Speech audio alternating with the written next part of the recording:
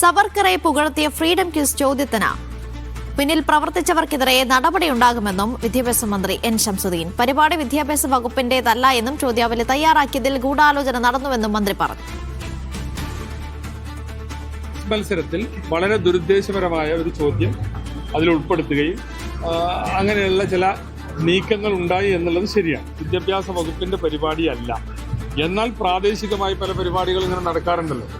അങ്ങനെ ആ നടക്കുന്ന പരിപാടിയെ ദുരുപയോഗം ചെയ്തതാണ് ഈ കാര്യത്തിൽ ഉണ്ടായിരുന്നത്. അപ്പോൾ അത് DGയോട് കൃത്യമായി ആരാണത് ചെയ്തത്, എങ്ങനെയാണത് വന്നത് അന്വേഷിക്കാൻ വേണ്ടി പറഞ്ഞിട്ടുണ്ട്. തങ്ങളുടെ ചില അജണ്ടകൾ നടപ്പാക്കാനുള്ള വളരെ കുൽസിതമായ ഒരു ശ്രമമാണ് ഏതാനും ഒന്നോ രണ്ടോ അധ്യാപകർ അല്ലെങ്കിൽ ഏതാനും ചില ആളുകൾ ചേർന്ന് നടത്തിയിട്ടുള്ളത്. അവർക്കെതിരെ അതിശക്തമായ നടപടിയുണ്ട്.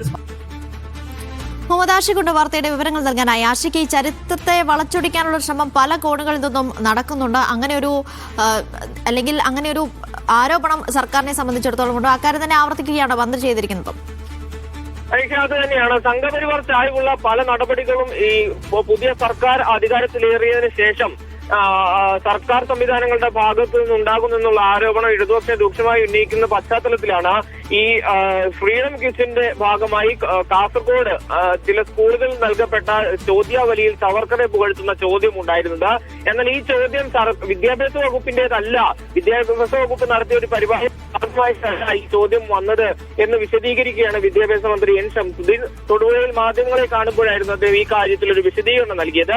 ഈ പരിപാടി, ഈ സ്വാതന്ത്ര്യ സമരവുമായി ബന്ധപ്പെട്ട ഈ ചോദ്യാവലി നൽകുവാൻ വിദ്യാഭ്യാസ വകുപ്പ് ഒരു ഉദ്യോഗസ്ഥരെയും ചുമതലപ്പെടുത്തിയിട്ടില്ല, അധ്യാപകരെ ചുമതലപ്പെടുത്തിയിട്ടില്ല. അവിടുത്തെ പ്രാദേശികമായ ചില അധ്യാപകർ അവരുടെ സ്വമേധയാ ഇഷ്ടത്തിൽ ആ നിലയിൽ ഒരു ചോദ്യാവലി തയ്യാറാക്കുകയും അതത് സ്കൂളുകളിലേക്ക് വിതരണം ചെയ്യുകയുമായിരുന്നു. അതുകൊണ്ട് തന്നെ ഇതിന്റെ പിന്നിൽ ഗൂഢാലോചനയുടെ ചില കുൽസിത ശ്രമങ്ങളാണ് നടക്കുന്നത്. ചിലരുടെ രാഷ്ട്രീയ താല്പര്യങ്ങൾ വിദ്യാർത്ഥികളിലേക്ക് അടിച്ചേൽപ്പിക്കാൻ വേണ്ടിയിട്ടുള്ള ശ്രമം ഇതിന്റെ പിന്നിൽ നടക്കുന്നുവെന്ന് വിദ്യാഭ്യാസ മന്ത്രി പറയുന്നുണ്ട്. അതുകൊണ്ട് തന്നെ ഇതിന് നേതൃത്വം നൽകിയ ഉദ്യോഗസ്ഥർക്കെതിരെ അല്ലെങ്കിൽ അധ്യാപകർക്കെതിരെ കർശനമായ നടപടി ഉണ്ടാകുമെന്നും എൻ ശംസുദ്ദീൻ പറയുന്നു. മറ്റൊരു പ്രധാനപ്പെട്ട വിഷയത്തിൽ അദ്ദേഹം പ്രതികരിച്ചത് അത് ഈ സ്വാതന്ത്ര്യ ദിനാഘോഷവുമായി ബന്ധപ്പെട്ട് വന്ദേ മാതരം ആലപിക്കണമെന്ന കർശനമായ നിർദ്ദേശം ചീഫ് സെക്രട്ടറി അതത് തദ്ദേശ സ്ഥാപനങ്ങൾക്ക് നൽകിയിരുന്നു.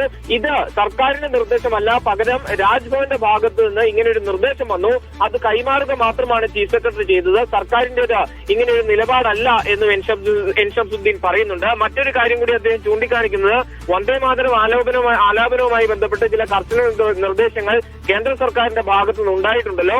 അതിന്റെ പശ്ചാത്തലത്തിലാണ് രാജ്ഭവന്റെ ഭാഗത്തു നിന്ന് അങ്ങനെയൊരു നിർദ്ദേശം വന്നത്. രാജ്ഭവന്റെ ഭാഗത്തു നിന്ന് വന്ന നിർദ്ദേശം കൈമാറുക മാത്രമേ വന്ദേ മാതരം ആലാപനവുമായി ബന്ധപ്പെട്ട ചീഫ് സെക്രട്ടറി ചെയ്തിട്ടുള്ളൂ എന്നും അദ്ദേഹം പറയുന്നുണ്ട്. ഈ രണ്ട് വിഷയത്തിലും സംഘപരിവാർ അജണ്ട നടപ്പിലാക്കുകയല്ല സർക്കാരിന്റെ UDF സർക്കാരിന്റെ നയം എന്ന് അദ്ദേഹം വിശദീകരിക്കുകയാണ്.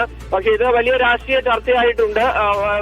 മുൻപ് തന്നെ ഈ PM3യുമായി ബന്ധപ്പെട്ട് മുന്നോട്ട് പോകുന്നതുമായി ബന്ധപ്പെട്ടൊക്കെ ഉയർന്നു വന്ന ചില വിമർശനങ്ങളുടെ തുടർച്ച എന്ന നിലയിലാണ് ഇത് ചർച്ചയാവുന്നത്. എന്തായാലും വലിയ രാഷ്ട്രീയ വിവാദമായ പശ്ചാത്തലത്തിലാണ് രണ്ട് വിഷയങ്ങളിൽ എൻ ശംസുദ്ദീൻ പ്രതികരിച്ചതിൽ ആദ്യത്തേത് വിദ്യാഭ്യാസ സ്ഥാപനങ്ങൾ, കാസർഗോഡ് വിദ്യാഭ്യാസ സ്ഥാപനങ്ങളിൽ സ്വാതന്ത്ര്യ ദിനാഘോഷവുമായി ബന്ധപ്പെട്ട് സവർക്കറെ പുകഴ്ത്തുന്ന ചോദ്യാവലി നൽകിയതും മറ്റൊന്ന് വന്ദേ മാതരം കർശനമായി ആലപിക്കണമെന്ന ചീഫ് സെക്രട്ടറിയുടെ നിർദ്ദേശത്തിലുമാണ് വിദ്യാഭ്യാസ മന്ത്രി പ്രതികരിച്ചത്. അനീഷ, ശരി, മുഹമ്മദ് ആഷിഖാണ് വിവരങ്ങൾ നൽകിയത്.